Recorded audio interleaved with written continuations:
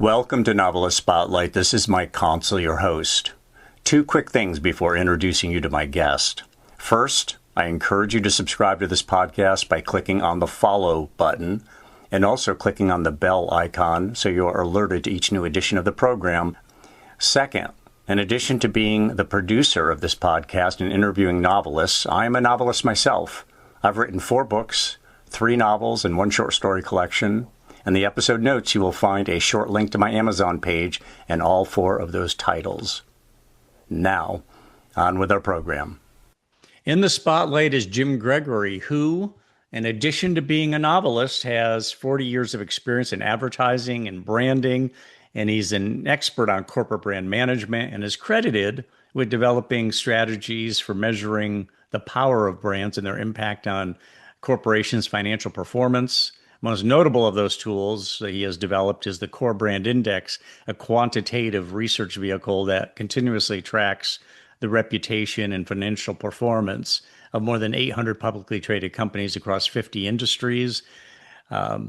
I don't know that that includes publishing. You might be saying, yeah, branding, advertising. I thought this was about novelists. Well, one of the things, I was just talking to Jim offline, one of the things that we always are challenged by is how do we sell our books? How do we push them?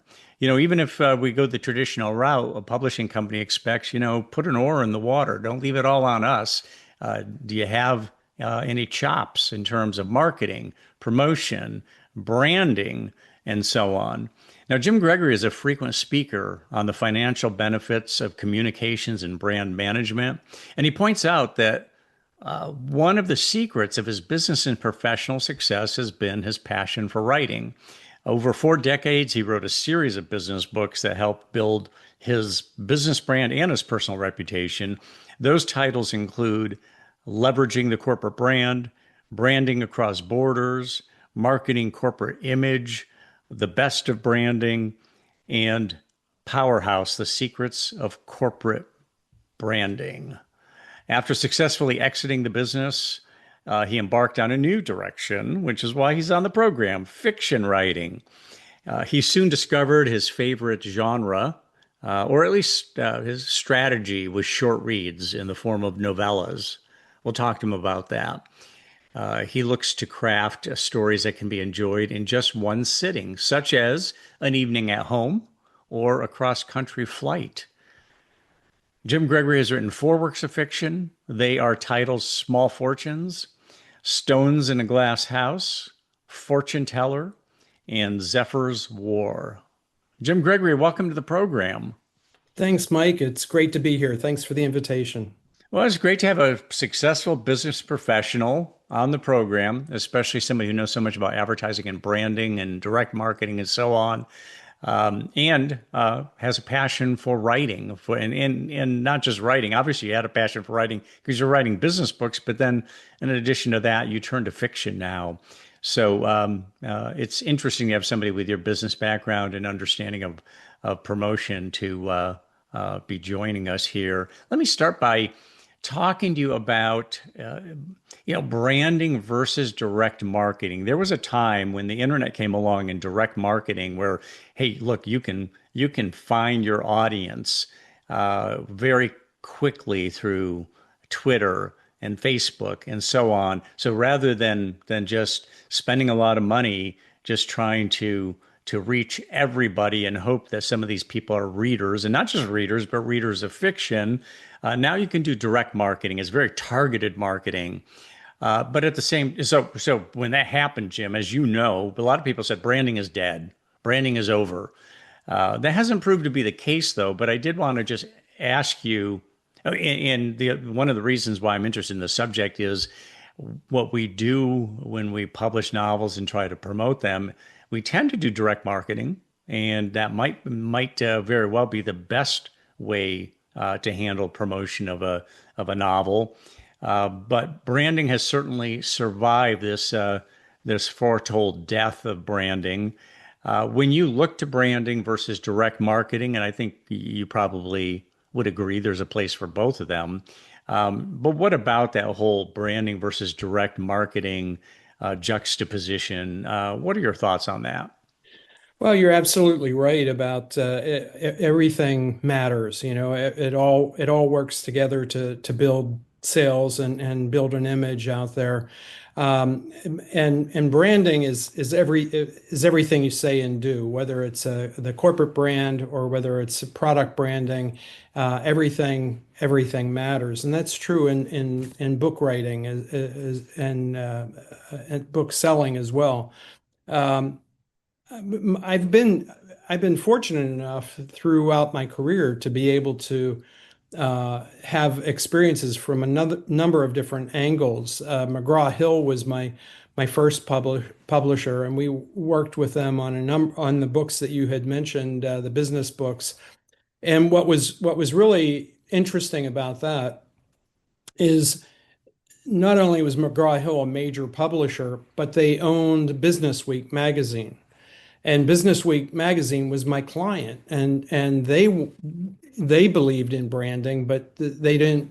They wanted somebody else talking about branding, so they would hire me to go around the world. They literally sent me around the world twice, speaking at all the different countries where they were selling their advertising, and had different editions, and so they promoted me and my books in these countries. So there was pressure to continue to write on the subject and do research on brand building by both the publisher McGraw-Hill and my client Business Week, and they were working together to put these books out in various languages.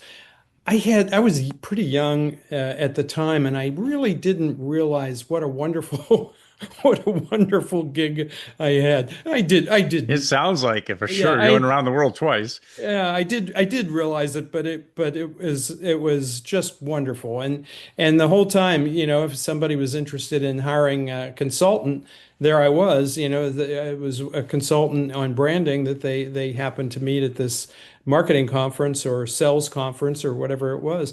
So it was a fabulous way to build a brand as well as to market to write books and market those books. So the whole system worked together, and it was just phenomenal. It really put us on the map in a big way, and got other publishers such as Dow Jones and the Wall Street Journal supporting the concept as well. And so it was a run that we had of about 20 years of this uh, fast-paced, growing entity, and it was magical. It just happened really well.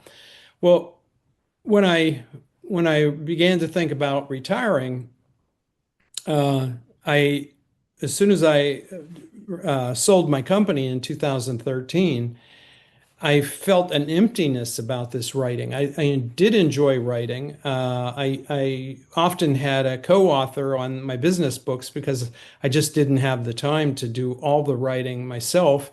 But I did have the clarity of ideas and the direction I wanted to go in. So my co-author would work on it all the time as a full-time job, and then I would read what he wrote and make comments and suggestions and that sort of thing. But when I got out, all of a sudden there was this void, and I am a storyteller. That's how I got accounts. That's how I built businesses and to tell their stories, and I had stories to tell. And the first two stories that I developed after selling the business was Columbia the Street, which was a memoir of my early years, from my first memories up to I was about 10 years old, and the importance of community, and how I got along with my brothers. I was the youngest of five, and the neighbors and all that. So this was a real different experience. And it was exciting and fun to write, really fun to write, because I contacted old neighbors and my brothers and would get stories from them. So we had a grand time doing that. But when it was finished, I was then faced with the idea that I had to market it. So it was self-published through a publisher, a group called Bestseller Publishing, and they really helped me get the book, completed, get it printed, get it out into the marketplace. But it was entirely up to me to how to market it and how to build the revenue, sales revenue around that. I did a second book with them called Small Fortunes, and that was the trilogy that you had mentioned: Small Fortunes, Stones in a Glass House, and Fortune Teller. These are all novellas about how I met my future partner when I was 23 years old, who happened to also be my future wife, and how we met in New York City on a subway on a rainy night.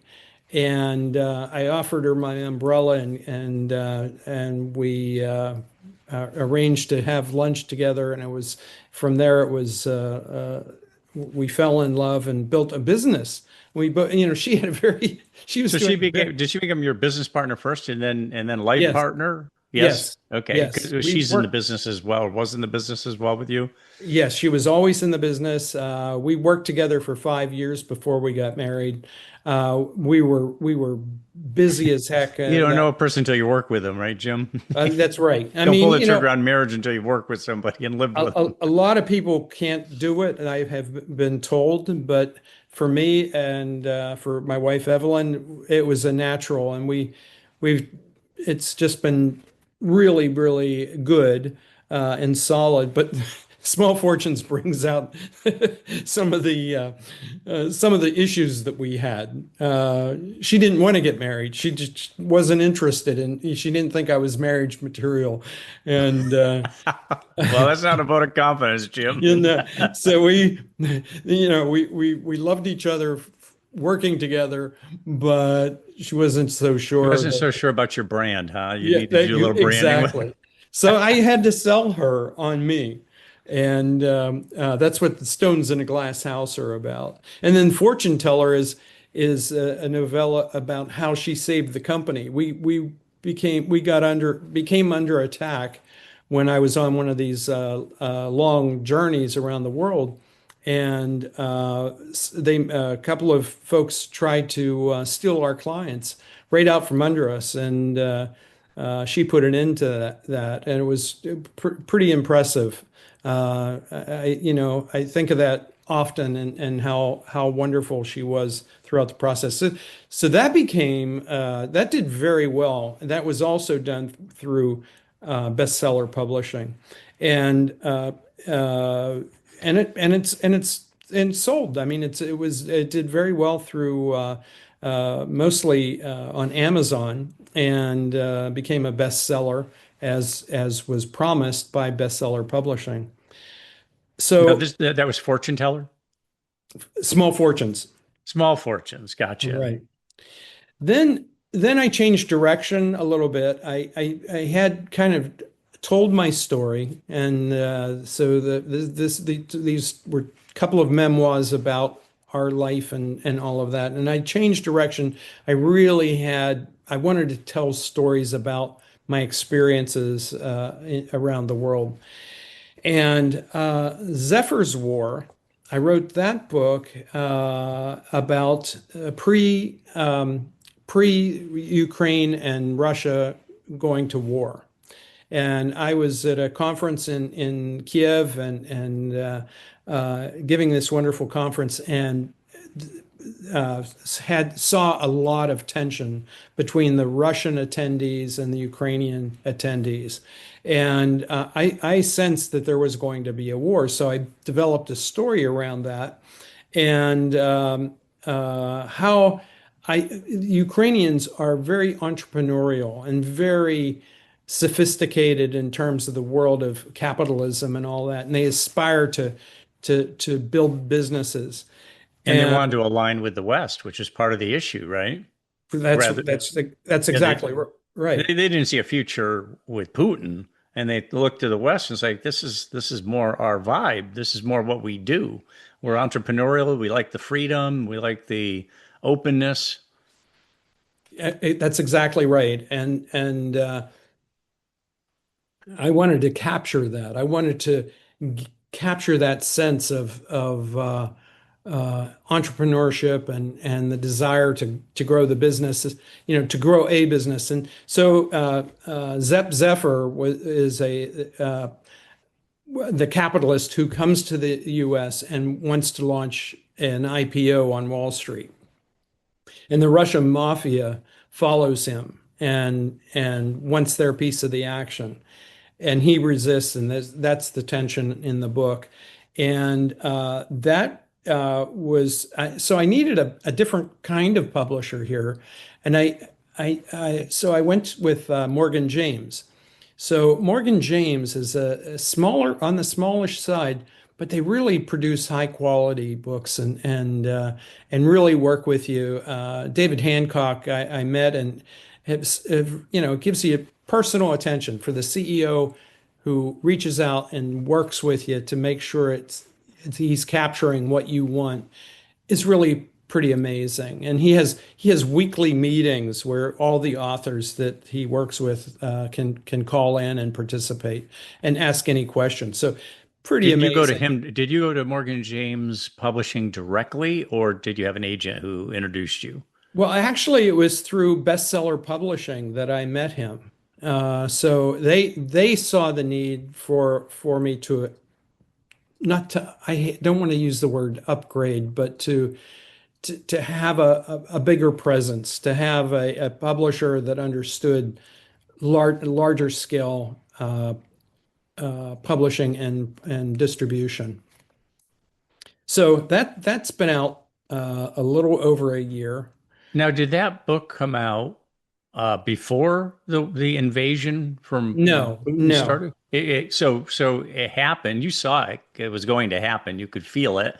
Yep. Then it begins, and then that made your novella all the more timely. Then, Yeah, it did. Interesting. The timing on this was just phenomenal, and so it's the same with Killer App. I tried to do topical subjects that are in the news, and but a different kind of angle on them, a different take on the topical subjects. So, like this, Zephyr's War is definitely about the topical subject of the war that's about to happen, but on a smaller scale. It's these two very difficult people who are both. And Zephyr, the protagonist in here, he's no saint. He's pretty rough around the edges as well. So it's a but it's a he's the entrepreneur, and he's looking to do an yes, IPO. What was yes. his company? He would buy and sell companies to try to grow the business so it was large enough to any business. He was hungry for any business. Um, So kind of a the private equity family, player. He was yeah, kind of in the private equity business. Okay. right. The company, his background, the family owned a farm right near Chernobyl. And after the accident at Chernobyl, the entire family was wiped out except Zephyr and his brother, and they were away at college, and that's the only reason they survived. So the first business they buy in the U.S. is a farm, and so they start growing sunflowers, which was what they did in Ukraine, and then quickly sold that and changed into the next business. They finally developed a consumer products business, and that's what they took public. And I've been told, I mean, I have a lot of experience on Wall Street in terms of helping companies to become IPOs, to launch IPOs. So I had a very good sense of what's involved and how it works, and the New York Stock Exchange was one of my clients for a period of time. So I bring all those things into the story, and I've been told that it really does represent the IPO process, which is very gratifying. Yeah, the roadshow and all that. Yeah, You know, exactly. yeah, in the thing is that the talk these days is that when this conflict ends, which it doesn't appear that Russia is really going to be able to take over Ukraine in its entirety, but during this war, the Ukrainians have shown their entrepreneurs, not entrepreneurism and their inventiveness, because they've built their own really military equipment industry. They're making drones, both sea drones and air drones, and so on. And the feeling is that when this conflict finally ends, they're going to be a major supplier of weaponry across Europe that Yes. they'll sell across Europe. They're really deep into it right now, and as you know, the rest of Europe is really boning up on their military chops because for fear that Putin is going to look to reassemble the old, USSR, so to speak. Not that it would come under that name again. I was talking, getting back to branding. I was talking, and we'll get back to writing as well, Jim. But I was doing a podcast. I do podcasts for the company that I work for as well, and I was the CEO, and I do a podcast every month. And he had just read this book on branding that he was very high on. He's a voracious reader, has read a lot on branding before, but this one really lit him up. And but one of the points he made is that the reason branding is not dead and will never be dead is, when you call an organization looking for a meeting and your name is Apple, people immediately will say yes to that meeting, and because everybody knows Apple. And branding brings a company's name or even a person's name to the fore. And well, it's very broad based, unlike direct marketing or targeted marketing. So often, what do? We call people looking for a meeting. And if it's kind of like, I've never heard of your company, I don't know who you are, I'm not sure I should even bother with this. Good luck getting the phone call returned. But if That's your right. name is, Apple or it's Nike or some of the other big brands, that phone call is going to get returned with a great deal of enthusiasm. Let me ask you this: the who's the biggest brand in the novel writing business? Would you say among authors? So if you were to identify somebody, this man or this woman is a real brand, who would you cite as the biggest brand? Well, think that Tom Clancy would be the biggest brand from the past. From my era. I think Tom Clancy and the books that he has written really inspired me to write. He could spend 2 pages talking about the spin of a bullet down the barrel, and how that changed the world. Anybody who can do that is just, I salute them. And he's passed away a quite a long time ago, Yeah, and yeah. it's still you see a Tom Clancy book on the shelf, and there are other writers who are imitating him. And it's a style and is a brand that has really been remarkable. And Um, TV shows, and yeah, oh, it's a franchise. It's a it franchise, so it's still cranking out money long after Tom Clancy passed away. exactly right. So that is a brand, and that's one way to assess it. Another one from the past is James Michener. Hmm. I just his book Chesapeake was the first book that I really, big book that I really took on and read. And I've read it several times because I live part-time on the James River in Williamsburg. And when we take out the kayaks, I think about the Native Americans who were he describes in the book, and I mean it's the same spot, it's the same area, and it's just so thrilling to be able to think the way he thinks, and he puts you right there in the canoe, and it's just a remarkable writer that can do that, and Hmm. I salute him. But more recently, there's many good authors out right now. Barry Eisler, his he his early book, A Clean Kill in Tokyo. Um, I just reread it recently, and it's such a good book. And it's just the protagonist gets into situations where there's no way out, and finds a way out. Another recent one is Armor Tolls from a gentleman in Moscow. I'm not sure I'm pronouncing that correctly. Amor Tolls, yeah, yeah. Yeah, it's just a gentleman in Moscow is just a wonderful book.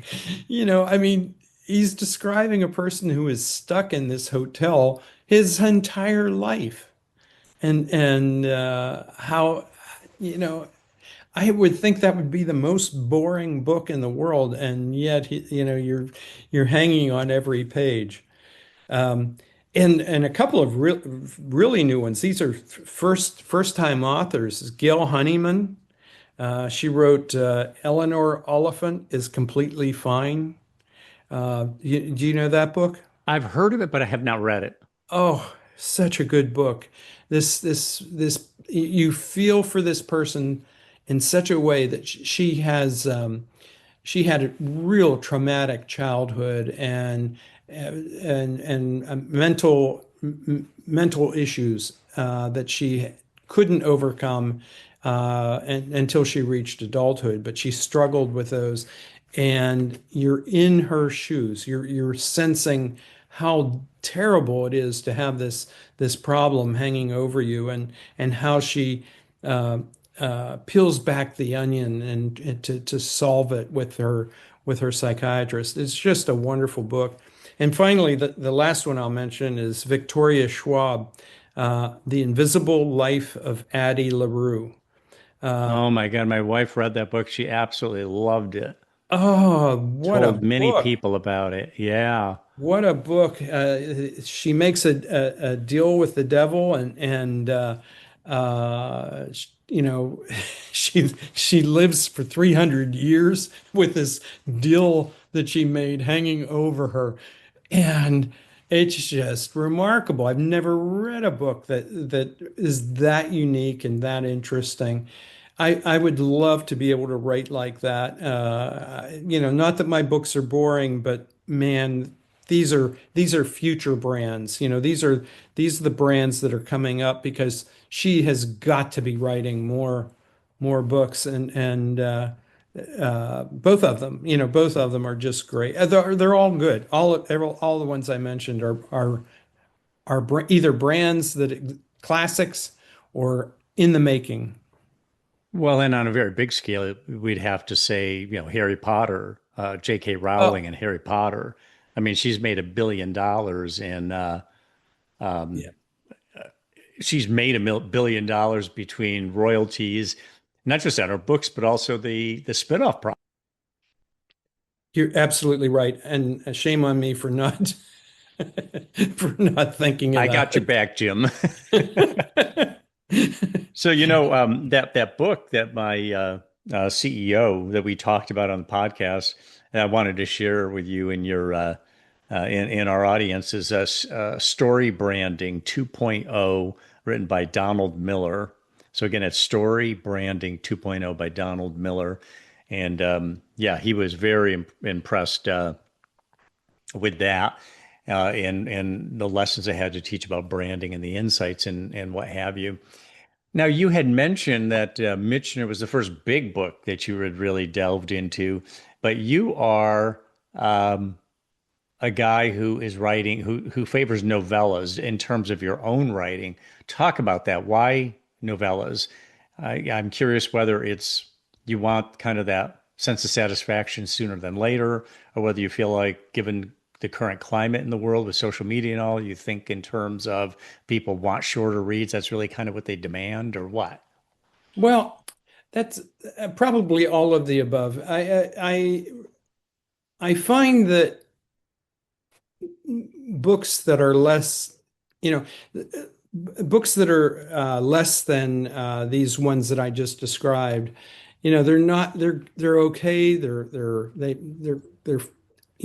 entertaining enough, and you're going to get through them. But I always find that they're trying to stretch the book to reach certain levels. A novella is under 40,000 words. So it becomes a novel when it reaches that magic number of over 40,000 words. Well, if my book is done at 36,000 words, I'm done, and I'm not going to stretch it. And you can, as an author who's critical of other writers, and I don't mean critical that I'm a critic or that I'm just critical because I'm interested in how people write. I'm interested in understanding how they write and the stories that they write. You can almost identify when they switch over to adding sections, and they don't work. It's not a natural flow. Now, another thing is, What do you mean by adding sections, though? well, you can just tell there's a chapter that doesn't fit, and it might be 5,000 words that they're sticking in there Just to beef it up, just to puff to up the page count? yeah, to get it over the 40,000 words. I believe that's happening. And normally they'd go for as much as 70 or 80 or 90,000 for a full length novel, which is, Absolutely. well beyond the 40.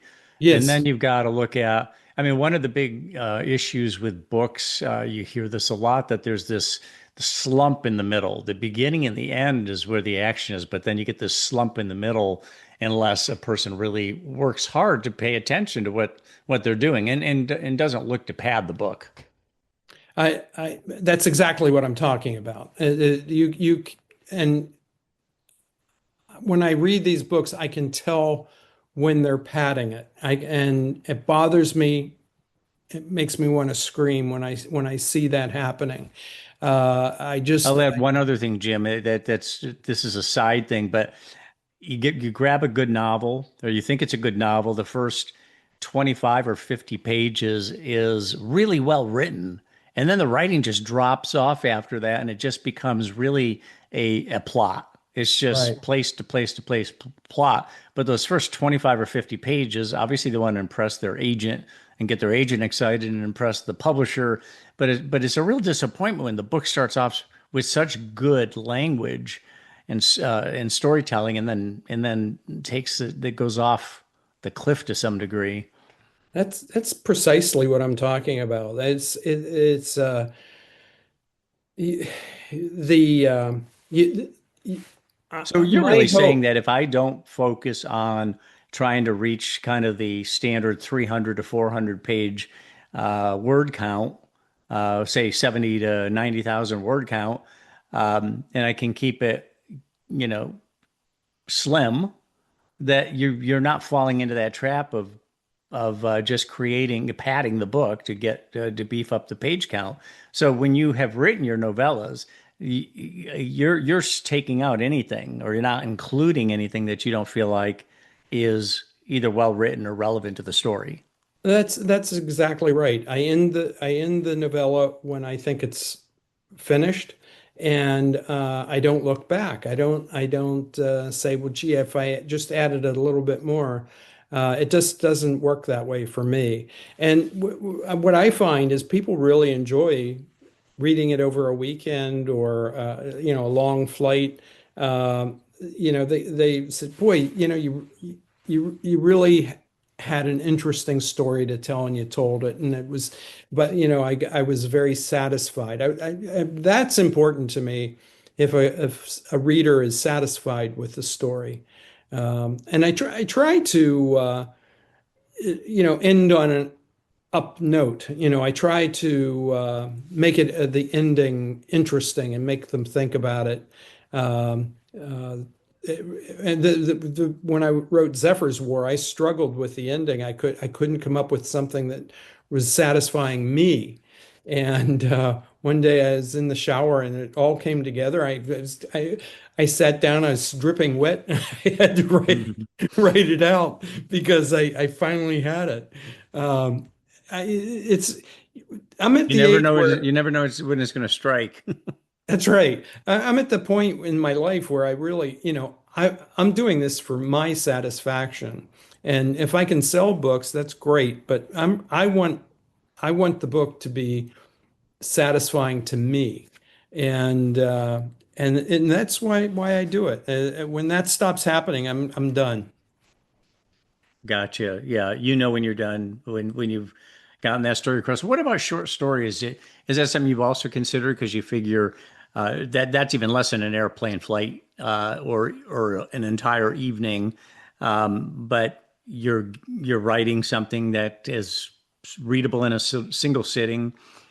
Maybe that doesn't give you enough space though to really feed your soul, your writing soul, so to speak. Yes, I also enjoy poetry as well. So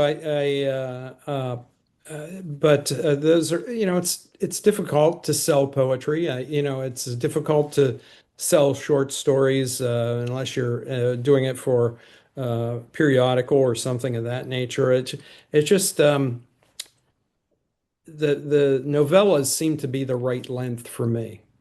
So you retired from a really successful career in branding and brand management and so on. Uh, did you know when you were heading towards retirement that you wanted to start writing fiction?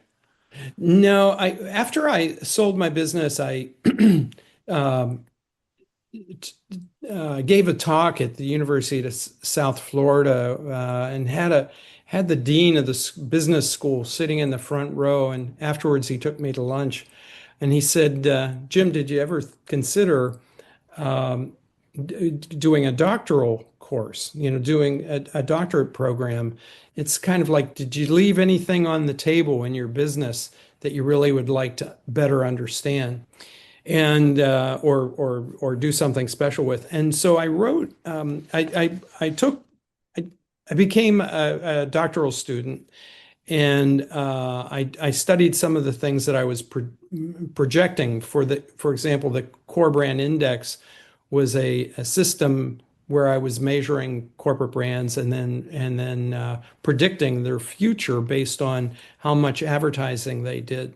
It was a wonderful tool. It was a really a tool that Business Week and the Wall Street Journal loved, but it didn't. I mean, I wasn't interested in teaching when I finished my doctoral program, which is, most people do doctorates to be able to become qualified to become professors.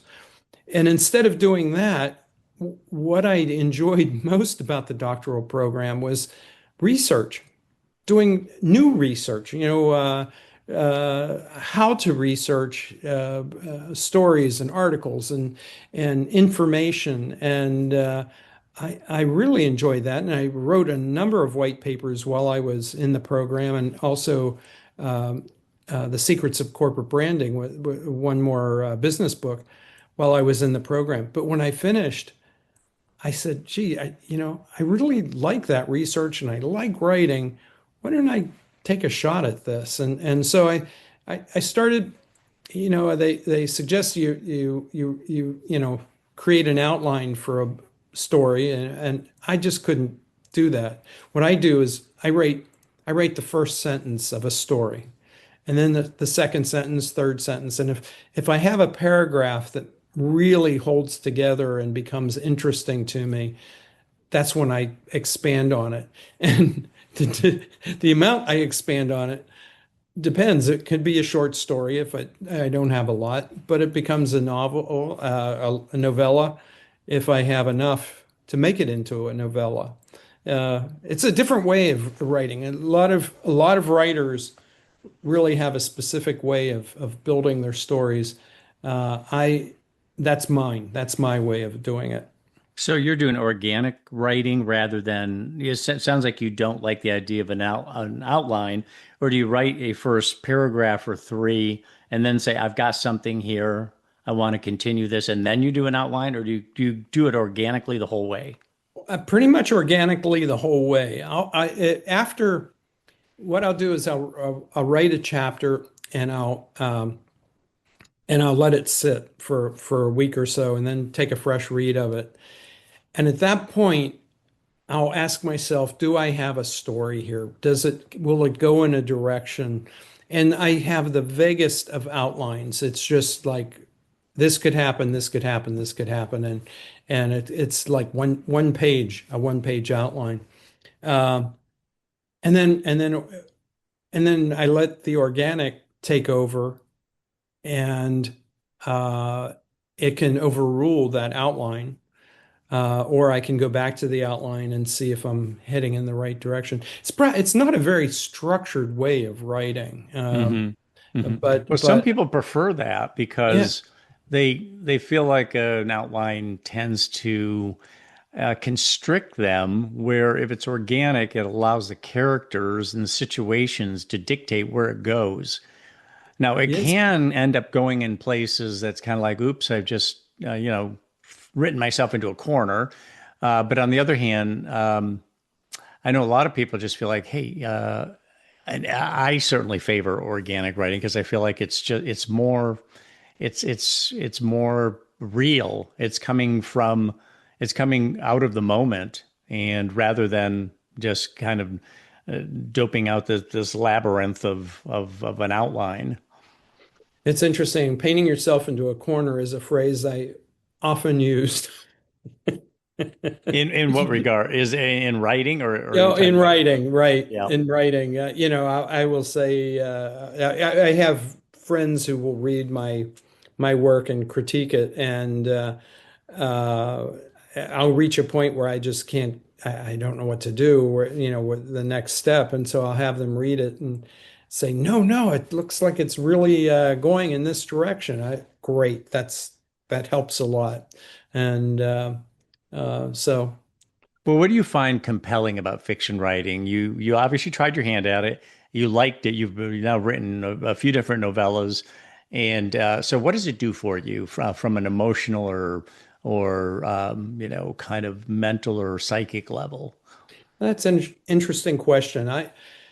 It's very satisfying. I really enjoy the satisfaction of the process and going through the concept, developing the story, writing it the first draft. I enjoy the first edits, going through the entire book and editing it. Uh, and then when you have this, the second complete draft, that's when it starts to become tedious. Then you have to work on the cover, you have to work with your publisher, and Well, how many drafts do you do? You said when you complete the first draft, I thought I heard you say now you're trying to work on all these other aspects, but you do more than one draft, do you not? sure, at least two drafts are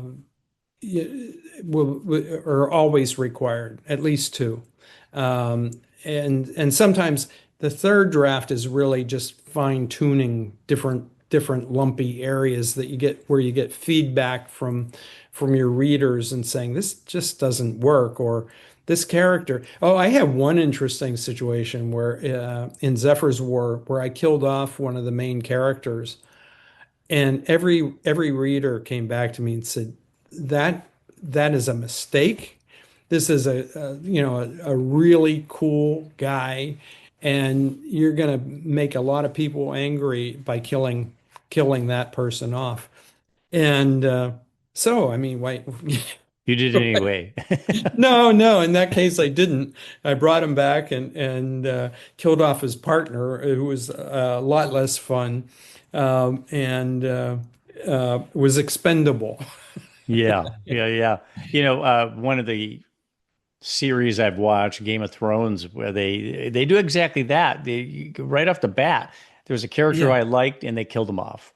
right. And you saw that over and over again. And speaking of brands, George R. R. Martin is another guy who's a real brand. I mean, Game of Thrones has just been huge. Yes, absolutely. Totally agree. Now, with novellas, you've explained. You said there's several aspects of novellas that appeal to you. Do you think that nowadays that the getting readership favors the person who writes a more contained novel, something that's a little bit on the shorter side, just based on the lack of attention span that we see so often? I mean, stop and think about it, Jim. The people, young people do not watch really television programs. They watch the chopped up, 15 and 30-second sketches from, say, Saturday Night Live, or just items from Stephen Colbert just got his show canceled. All of those shows, all of those nighttime shows have dropped off in terms of viewership. And those just get chopped up in social media, and people like seeing, well, for instance, the opening monologue or something like that. So people don't tend to stick with a narrative or an arc. They tend to want things chopped up. Now, not everybody's a reader. So, but among readers, do you think that social media has just a current ethos is such that, look, I want it to be short. I want it to be, the shorter and more direct, the more I can tolerate it. I do think it's a trend. The shorter reads, the books like Chesapeake, I don't think they would are going to be as strong. I mean, I can be wrong, but that's why I'm pursuing this smaller format. I mean, that, and I'm passionate about the smaller size as well. Hmm. In Killer App, I have multiple novellas or two novellas in there. So one is Killer App itself, and then the other one is called Artifacts. So, having the number of pages in a book it's not just that, but it's the story itself. Is it interesting? Does it keep your interest throughout? And I think the trend is toward the small size. Hmm. Hmm. I tend to think that too, Jim, but at the same time, we get conflicting information. For instance, Harry Potter, those are big books and they're for kids or young Yeah. people. And Yeah. what a great thing it is to think in terms of a young person who can sustain a reading experience for a book that big. You have to think that that probably gets them off in life to um, a desire or a passion for reading and a willingness to spend the time so that they can actually go along on a journey that's not just a short walk. I remember I was working with a guy and he was reading I think it was Mark Halperin book, and he was talking about how beautiful it is. And he says, it's making me sad already, a big book. It's making me sad already because I'm getting to the end of it. And I know this experience is going to come to an end. That's a great thing to hear. Oh, yeah. But you don't find too many people who, I mean, I certainly have heard from many people who see a big book and they think, boy, that's a big commitment. And I think I'm going to pass on that. I'll find something shorter to read. So, obviously there's still an appetite for long reads, but I think the prevailing appetite is for something a little bit shorter. Let's talk about your writing regimen. So you're working on something right now, Jim? Oh, yes, I have. There's and this crosses over that 40,000 threshold. So my novels are getting larger than novellas. So Ghost Town is a historic novel. That one is at the publisher right now. It's in production, and as I said, it's an historic novel based on the arrogance of leadership in the 1880s in the United States. The Andrew Carnegies and the Fricks and the Mellons and all of that. And so the protagonist in this is one of those people who aspires to be a Carnegie, and the arrogance that causes a tragedy, several tragedies, in fact, is what Ghost Town is all about. So And what's the word count on that one? what's the what? The word count. You're saying it's a novel. That one's not Oh, a it's novella. You said that one's an actual novel. yeah, it's around 45,000. Oh, Yeah. just slightly bigger. Okay. Yeah. Okay. And you were And saying, go ahead. another book that I'm actually in my first draft on is called Undercurrent. And this relates to the unintended consequences of unmonitored border crossings. And it's not a political book at all. It's simply talking about the issues a from the personal perspective of these people, and when enough is enough, and they start fighting back, and it might be a little controversial. I don't like being controversial, but it's That can get you a lot more sales, you know, so it's yeah, I know. controversial. I know. Maybe, all right, it's going to be controversial. Yeah, there you go. There you go. Just go ahead and embrace it. So So when you that's what I'm are, working. yeah, okay. So when you are in the writing process, you're working on a new book. You're in the throes of it. Um, how many hours a day are you putting in? It depends. Um, I have no pressure to write, so I do for pleasure, and I am a morning person, so I tend to get up and read the Wall Street Journal, and then get right into my writing, and I'll write a couple of hours, maybe through till lunch, and then in the afternoon I'll read through what I wrote in the morning and see if it's any good, and go from there. But that's not a strict plan. Sometimes I'll work for weeks in a row, and I really, when I'm on a roll, I will really work hard for a long period of time. Again, I learned that through my doctoral program, how intense you can focus for a long period of time, and that carried over to my writing style. So you're saying when it almost sounds like you're saying when you're hot, you're hot. So keep going. If you're Ex- in a flow, just put in as many hours as possible that are fruitful. Absolutely, that's exactly right. And you also were saying that you learned along the way how intensely you can write. Is that what you were talking about? That just when Yes. things are going right, you can put in instead of the kind of the standard couple of hours, putting in 4 or 5. Yes, absolutely. I could work all day when I'm in focused on my work and it's going well. And I find that when I do that, I really am very productive. It's good writing. It's not just filling up the hours. It's good quality. So I love doing that.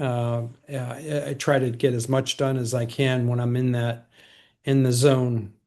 Yeah, yeah, and that's it. You want to be in that zone. So, do you write in the same place every day? Do you write at home, and do you have a particular room, or do you have your Archie Bunker chair or recliner that you like to write in? I have a wonderful room here in Florida, and have another one exactly duplicate of this in Williamsburg, and that's my place where I work. So, and I'm also an artist, so I enjoy, my paintings are here, my artwork is here, my writing is here, and this is my place where I enjoy life.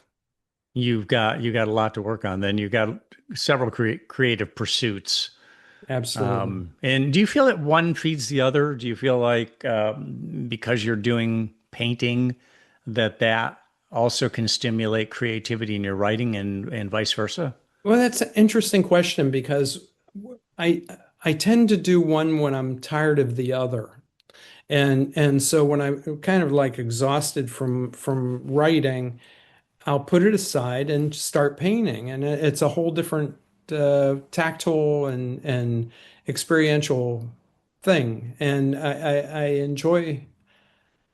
enjoy both immensely, but I don't find that they overlap all that much.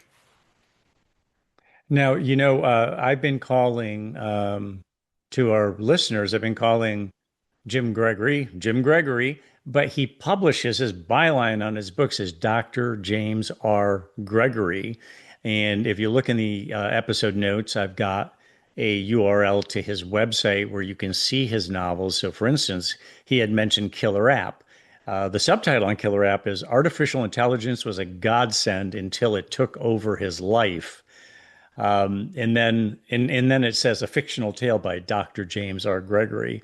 Zephyr's War, subtitle, decades before Russia invaded Ukraine, Moscow's mafia targeted Kiev's foremost capitalist. And that one says a novella by Dr. James R. Gregory. So you can go to Jim Gregory's website using that link and learn more about him and see all of his books and purchase them there and so on. Get in contact with him and whatnot. So, Jim, what are you working on? It sounds like you've got, okay, one's in the hands of a publisher. Another one you're working on a second draft. Do you have a idea or concept in mind for your next one? Well, I do. And I realize you don't want to necessarily spill all the beans, but maybe just a rough overview. No, this one's a little different. It's called Games We Played as Children. And it is the idea is to tell stories about the games we played as children and to share them with our grandchildren. And I have that situation right now when my grandchildren come over to visit. The first thing they do is they open their iPads and start playing with them. And that's okay for a few minutes, but I want to get them outside, and we're gonna have a game that we're playing. Like tomorrow, I'm going to be with them, and we're going to make contour drawings, if you know what those are. I don't. I have large pads of newsprint pads, and contour drawings are where you draw the contour of a dog or a person and without looking at what you're drawing. And it creates really, really neat illustrations. And my grandkids are 8 years old and 10 years old, and they're just ripe for this. They're just perfect. And that when they come over to my house, they always say, "Can we go to the art room? Can we do some artwork together?" So, Got them hooked. that's the whole idea. I want to keep them hooked, but it includes other games as well. And when I've asked, these are stories that other people are telling me about games we played as children, and when they talk about these games, they get so excited and emotional and just have such joy in telling me what they did as children. And I think the problem is I don't see this as a book as much as maybe a series of articles or short stories or something of that nature. But I don't have an outlet for it, so that's where I am with that. Gotcha. I don't know what I'm going to do with it. Well, Jim, thank you for coming on the program. This has been an interesting conversation, and I wish you best of luck with your future endeavors here. And again, to our audience members, you'll find the URL to Jim's website. You can learn more about Jim Gregory or Dr. James R. Gregory, as the byline goes. Jim, really appreciate your time. Thank you. Mike, it's been an absolute pleasure. Thank you.